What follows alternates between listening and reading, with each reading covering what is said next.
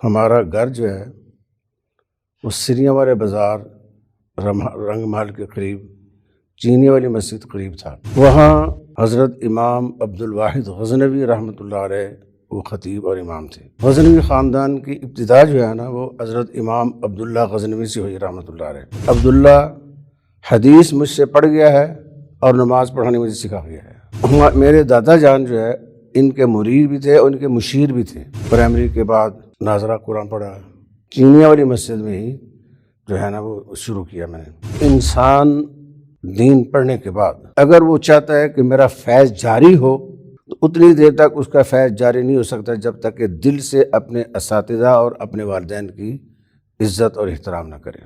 میں قرآن پڑھنے لگا ہوں، اللہ کی رضا کی خاطر پڑھنے لگا ہوں، اللہ راضی ہو جائے بس۔ اصل بات کہ ہمارے مدارس میں اساتذہ طلباء کی تربیت نہیں کرتے۔